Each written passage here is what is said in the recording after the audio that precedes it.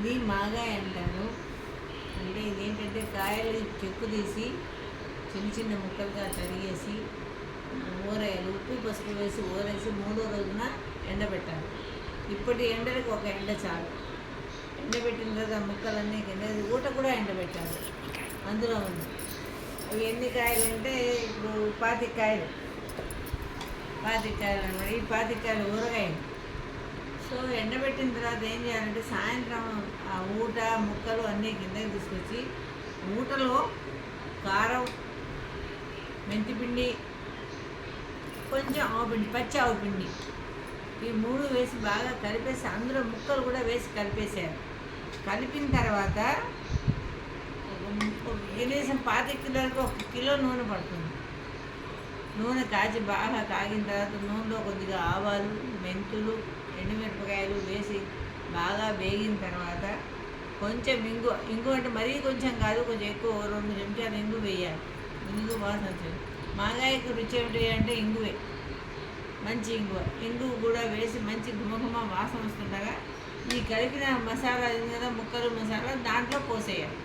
పోసి బాగా కలిపి చల్లారాక జాడీలో పెట్టుకుంటే బ్రహ్మాండంగా ఉంటుంది.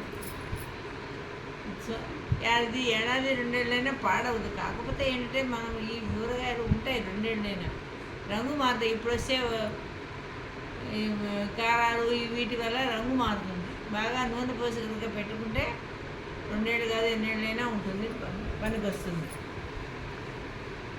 సో దీన్ని మాగాయి అంటారు. ఎవరి ఇయర్ ఇలాగే చేస్తారా? ప్రతి సంవత్సరం చేస్తాం కంపల్సరీ. ఆవకాయ మాగాయ. ఆవకాయ గురించి మొన్న వీడియో చెప్పాం కదా. 25 కాయ ఆవకాయకి కిలో ఉప్పు, కిలో ఆవుపిండి, కిలో కారం అన్నీ కలిపేసి అన్నీ పచ్చివేయండి. ఇది 25 కాయ చెప్పా.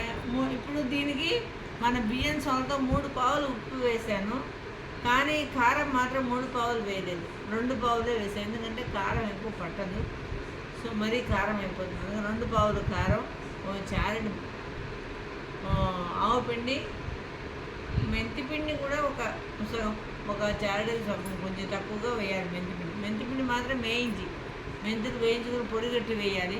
ఆవుపిండి మాత్రం పచ్చిదే వేయాలి. ఇంగు మెయిన్ టేస్ట్. మంచి ఇంగు వాడతారు. ఓకే. నూనె మీ ఇష్టం.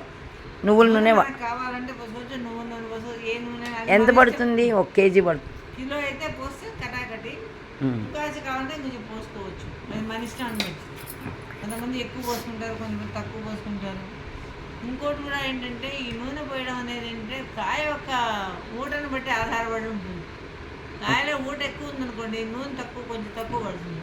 మీరేం కాయ పెట్టారు? మేము పెట్టింది జరాలు. ఓకే. అంటే లేతగా ఉండటం వల్ల ఎక్కువ ఊట రాలేదు. ఇందులో ఊట తక్కువ ఉంది కాయలో, దానివల్ల కాస్త నూనె ఎక్కువ పోయాల్సి వచ్చింది. అది కాయ ఊటను బట్టి ఆధారపడి ఉంటుంది. ఓకే. అంటే ఇదేదో వైశాఖ మాసం వచ్చాక పెడతా ఉంటారు, మరి మనకి ఇక్కడ హైదరాబాద్లో దొరకదా? మనకి ఇక్కడ తొందరగా వచ్చి అయిపోతూ ఉంటాయి. వర్షాలు పడితే కష్టమైపోతుంది మనకి. తొందరగా వర్షాలు పడతాయి, తొందరగా అవుతాయి. మాగాయ అంటే ఎండలో మాగాయ ముక్కలు ఎండాలి. ఓకే. ఆ మంచి ఎండకి ఎండితే అది పాడవకుండా ఉంటుంది పచ్చడి. అందువల్ల మంచి ఎండకే ఎండబెట్టాలి. ఓకే అండి, థ్యాంక్ యూ.